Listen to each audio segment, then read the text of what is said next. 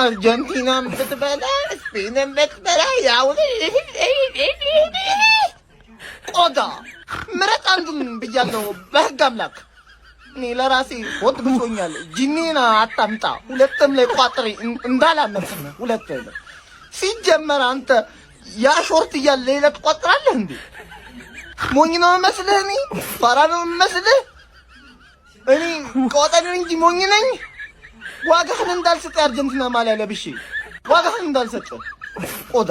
ሊዮኔል ሜሲ ከዓለም ዋንጫው ፍጻሜ በፊት ስለ ላሚን ያማልና ስለ ስፔን እጅግ አስገራሚና አነጋጋሪ የሆኑ አስተያየቶችን ሰጥቷል። ምን እንዳለ ሁሉንም ነግራችኋለሁ። ቪዲዮን ኮፒ ሊንክ ላይ ሪፖስት እያደረጋችሁ እንድትጀምሩ ትጋብዛለሁ። ሊዮኔል ሜሲ እንግዲህ ሀገሩ አርጀንቲና ከስፔን ጋር በዓለም ዋንጫ ፍጻሜ ከምታደርገው ተጠባቂ ጨዋታ በፊት በትናንትናው ምሽት ጋዜጣዊ መግለጫውን ሰጥቶ ነበረ። ታዋቂና ሌጀንዱ የኤንኤፍኤል ስታር የሆነው ቶም ብራዲም ታዲያ ላሚን ያማልና ስፔንን አስመልክቶ ላቀረበለት ጥያቄ ሊዮኔል ሜሲ ይህንን ምላሽ ነበር የሰጠው። ላሚን ያማል እኔ በጣም ለምወደውና ለምከታተለው ረጅም ዓመት ለተጫወትኩበት ለባርሴሎና የሚጫወት ተጫዋች እንደመሆኑ በጣም በቅርበት ተከታተሏለሁ።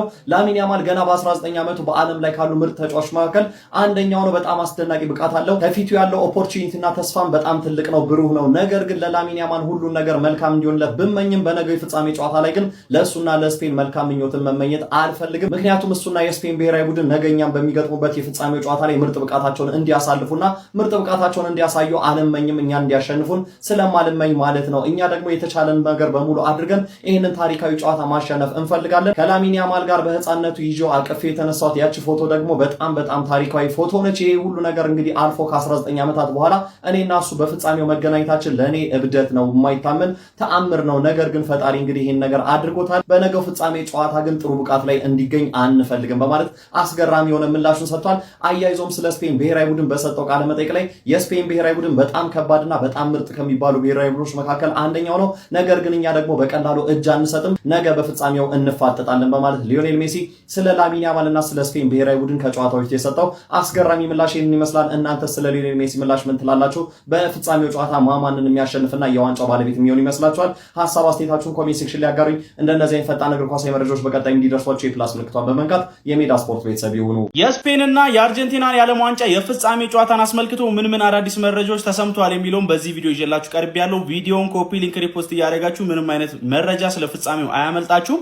እንግዲህ ስለዚህ ፍጻሜ ጨዋታ እንደተነገረው ከሆነም ለአሸናፊው ሻምፒዮን ለሚሆነው ብሔራዊ ቡድን 30 ቀለበቶች እንደተዘጋጁ ነው የተነገረው። ታዲያንም የሚያደርጉት አሜሪካዎች በስፖርት ትራዲሽናቸው በኤንኤፍኤል እና ኤንቢኤ ላይ ለአሸናፊዎች የሚያደርጉትን የሽልማት ስነ ስርዓት አስመልክቶ ወደ እግር ኳሱ አምጥተው ይህንን ለማድረግ እንደሚሞክሩ በእግር ኳስ ለመጀመሪያ ጊዜ ነው የተነገረው ማለት ነው። ታዲያ 30 ቀለበቶችም ለአንድ ቡድን አሸናፊ የሚሰጠው ይሆናል ተብሎም ተነግሯል። ከዚህ በተጨማሪም ሌሎች ስፔሻል ኤዲሽኖች ለ1996 ደጋፊዎች ቀለበቶች የሚሸጡ ይሆናል ተብሏል። ተመሳሳይ ለተጫዋቾቹ ከሚሰጡ ጋር ያለው ማለት ነው። ይህንን የፍጻሜ ጨዋታ ስሎቬኒያዊ ዳኛ ስላቭኮ ቪንቺች እንደሚመሩት ተረጋግጧል። በመሃል ዳኝነት እሳቸው ነው የሚመሩት። የስፔኑ ወጣቱ ኮከብ ላሚን ያማል ምንም እንኳን ስፔኖች ልምምድ እያደረጉ በነበረበት ወቅት ላይ ታፋው ላይ ፋሻ ታስሮ የነበረ ቢሆንና እንዲሁም ደግሞ ልምምድ እንዳለፈም የተነገረ ቢሆንም ነገር ግን ለፍጻሜው ጨዋታ 100% ብቁ እንደሚሆንና ፊት እንደሚሆን መረጃዎች እያሳዩ ይገኛሉ። የዓለም ዋንጫው ነው በይፋ ዋንጫው ወደሚዘጋጅበት የፍጻሜ ጨዋታ ወደሚደረግበት ኒውዮርክ ሲቲ ተጉዟል። የዘንድሮ የዓለም ዋንጫ አዘጋጅ ሀገር የሆነችው አሜሪካ ፕሬዚዳንት የሆኑት ዶናልድ ትራምፕን በዚህ ፍጻሜ ጨዋታ ላይ እንደሚገኙና ከአሸናፊ ቡድን ጋር ሴሌብሬሽኑ ላይ አብሮ እንደሚካፈሉ መረጃዎች እየጠቆሙ ይገኛሉ። ለማንኛውም የፍጻሜውን ጨዋታ አስመልክቶ እስካሁን እየወጡ ያሉ መረጃዎች እነዚህን ይመስላሉ። ሀሳባችሁን አጋሩ። የፕላስ ምልክቱ መጫ እንዳትረሱ። ኑ እናንተ ዱርዬዎች ኑ ወደዚህ ጠጋ በሉ። ኑ እናንተ በሰው ወርልድ ካፕን የምታዩ በሶስተኛ ወገን በአራተኛ ወገን ወርልድ ካፕን የምታዩ ስደተኛ አሁን ስፔንን ልደግፉ ነው? ህሊና የላችሁም? መደገፋችሁ ስለማይቀር አንዳንድ ነገር ላስታውሳችሁ ብዬ ነው። ስፔን ማለት ፖርቹጋልን እንደዚህ ከወርልድ ካፕ እንደዚህ አድርጋ ያባረረችባችሁ ቲም ነች። እሷ ላይ ነው ማቄም ያለባችሁ። እንደውም ሁለተኛ ስፔን ላንተ አይደለም ፕላን ቢ፣ ለኛ ነው ፕላን ቢ። እሺ ስፔን የኛ ፕላን ቢ ነች።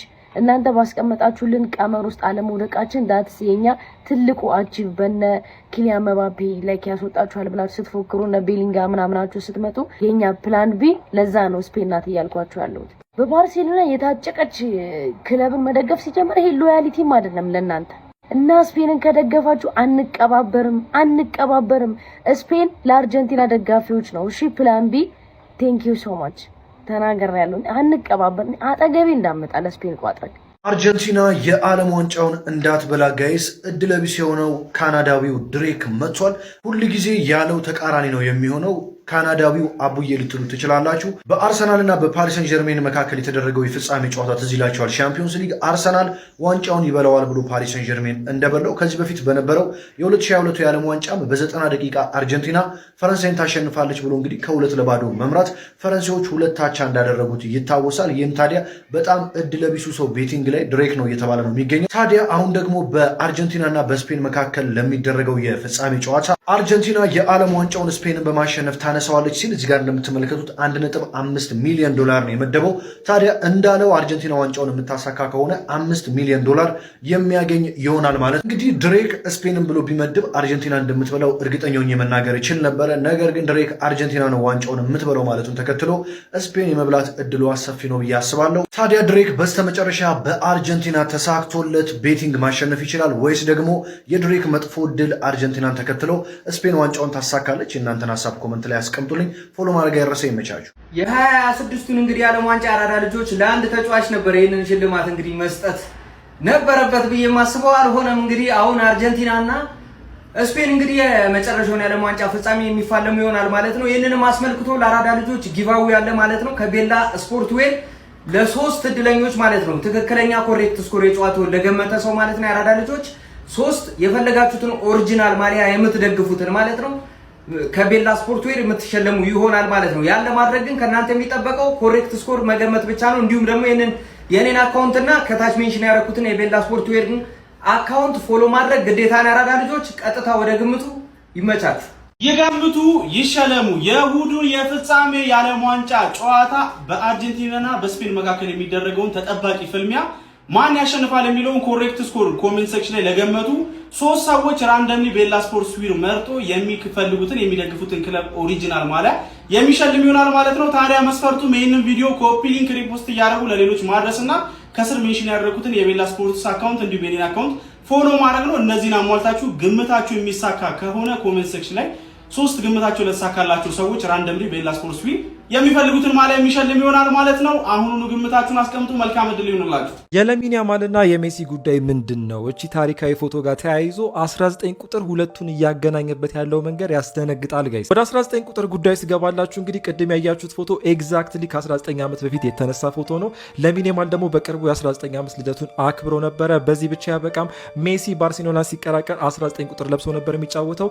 ገስዋት ላሚን ያማልም 19 ቁጥር ያለው ጀርዚ ለብሶ ነው የሚጫወተው ማለት ነው። በተጨማሪም ደግሞ አሁን በአርጀንቲናና በስፔን መካከል የሚደረገው የፋይናል የፍጻሜው ጨዋታ ጁላይ 19 ነው ጋይስ። አሁንም በዚያ ያበቃም። የሁለቱ የልደታቸው ልዩነት በ19 ቀናት ብቻ ነው የሚለያየው ጋይስ። ምንድነው ከ19 ጋር ያላቸው ነገር? በዚህ ብቻ ያበቃም። ሁለቱም ባርሴሎና ሲቀላቀሉ የነበረበት ጊዜ ወይም ደግሞ ዴቢት ሲዝናቸው በ19 ዓመት ልዩነት ነው ያለው። ማለትም ላሚን ያማል 2023 ኤፕሪል ላይ ነው የገባው።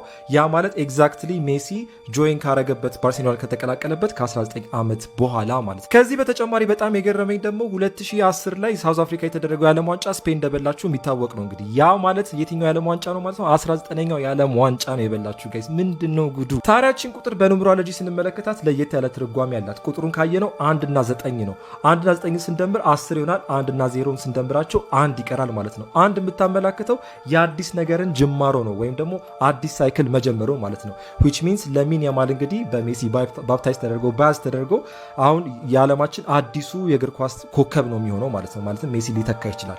ከነገና 9 ደግሞ እንግዲህ የሚያመላክተው ምንድነው? የነገሮችን ማለቅ ነው። ማለትም ከ1 እስከ 9 ከሄዳችሁ በኋላ ከ1 እስከ 9 ያሉትን ቁጥሮች እየደገማችሁ ነው አዲስ ቁጥር የምትመሰርቱት እንጂ ከዛ በኋላ ሲንግል ዲጂት ቁጥር የለም። በቃ ከ1 እስከ 9 ያለው። ስለዚህ ኮምፕሊሽንን ነው የሚያመላክተው ማለት ነው። ስለዚህ ያ ምንድነው የሚሆነው ማለት ነው? ሜሲ አሁን ሪታየር አድርጎ ሲወጣ የሱ ኮምፕሊሽን ነው ማለት ነው። ሜሲ እንግዲህ ሪታየር አድርጎ ጫማ ሲሰቅል ምንድነው የሚሆነው? ላሚን ያማል አዲሱ ኮከብ ይሆናል ማለት ነው። እና በዚህ ልክ መገናኘቱ በጣም ነው የገረመኝ። በጣም ኢሞሽናል ያደረገኝ ቀን ነበር የእንግሊዙ ጨዋታ ቀን።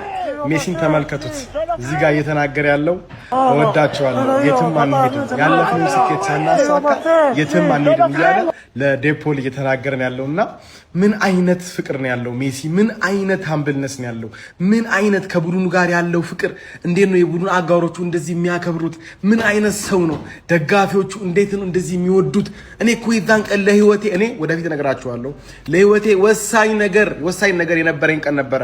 በጠዋት ላይ የዛን ቀን እኔ እኔ ስጸልይ የነበርኩት ለሜሲ ነው፣ እግዚአብሔር በሚያውቀው ማለት ነው። ሁላችሁም እንደምታውቁት ላይቭ ላይም ገብቼ በጣም ኢሞሽናል ሆኜ ነበር። ለማውራት ምናምን አልቻልኩም። ከዛ በኋላ ነው በስነ ስርዓት ለማውራት የሞክርኩትና ይሄን ያክል እንድንወደው ያደረገን የሜሲ ፐርሰናሊቲው ማንነቱ ነው። ይሄ ሜሲን መጥላት ማለት እኔ አላቅም። ሜሲ መጥላት ማለት እኔ ምን አይነት ጭንቅላት ያለው ሰው እንደሚጠላ ሊገባኝ አይችልም። ሊዮኔል አንድሬስ ሜሲ ከነገው የዓለም ዋንጫ የፍጻሜ ጨዋታ በፊት አስተያየቱን ሰጥቷል። በነገራችን ላይ ሊዮኔል አንድሬስ ሜሲ እንደተናገረው ከሆነ የዓለም ዋንጫውን ባሳካው ደስ ይለኛል፣ ነገር ግን እኔ የእግር ኳስ ተልእኮዬን በ2022 በኳታር የዓለም ዋንጫ አጠናቅቅ ያለው ሁሉንም ነገር አሳክቻለሁ ሲል የተናገረ ሲሆን ላሚን ያማል እጅግ በጣም ምርጥ ተሰጥኦ ያለው ተጫዋች ነው። የባርሴሎና ደጋፊ እንደመሆኔ ባርሴሎናዎች ይህንን ተጫዋች በማግኘታችን እድለኛ ነን ሲል የተናገረ ሲሆን በልጅነቱ የተነሳነው ፎቶ አሁን ድረስ ያስገርመኛል። እጅግ በጣም እብደት የተሞላበት ነው። ያኔ ልጅ ነበር፣ አሁን ደግሞ በዓለም ዋንጫው ፍጻሜ ልንገናኝ ነው ሲል ሊዮኔል አንድሬስ ሜሲ የተናገረ ሲሆን ለአርጀንቲናዎች ሁሉንም ነገር ሰጥቻቸዋለሁ፣ ነገም ለነሱ ደስታ ለመስጠት የቻልኩትን ሁሉ አደርጋለሁ ሲል ተናግሯል ማለት ነው። ዶናልድ ትራምፕ ስለ ሊዮኔል ሜሲ ያልጠበቀ ነገር ሲናገሩ ነበር የተስተዋሉት። ከዓለም ዋንጫ ፍጻሜ አስቀድሞ በሰጡት መግለጫ ላይ በእንግሊዙ ጨዋታ ላይ ሊዮኔል ሜሲ ወደ ቀኝ ሲወጣ የእንግሊዝ ተጫዋቾች ሲከተሉት አልነበረም። ያልተዛነፈ ክሮስም ነው ያደረገው። ድንቅ የሚባል ተጫዋች ነው ሊዮኔል ሜሲ ብለው፣ ክርስቲያኖም ግን ድንቅ ተጫዋች ነው፣ ከሱ ጋር እንተዋወቃለን፣ ድንቅ ተጫዋች ብቻ ሳይሆን መልካም ስብናም ያለው ተጫዋች ነው ካሉ በኋላ ነበር እንግሊዝ የማቆጠሩ ተጫዋች ሃሪ ኬን ነበር፣ ከኔ ጋርም ጎልፍ ይጫወታል፣ ነገር ግን እሱን እንዲከላከል አድርገው ስህተት በመስራት ነበር እንግሊዝ እንድትሸነፍ ያደረገው ሲሉ ነበር ዶናልድ ትራምፕ ተስተዋሉት።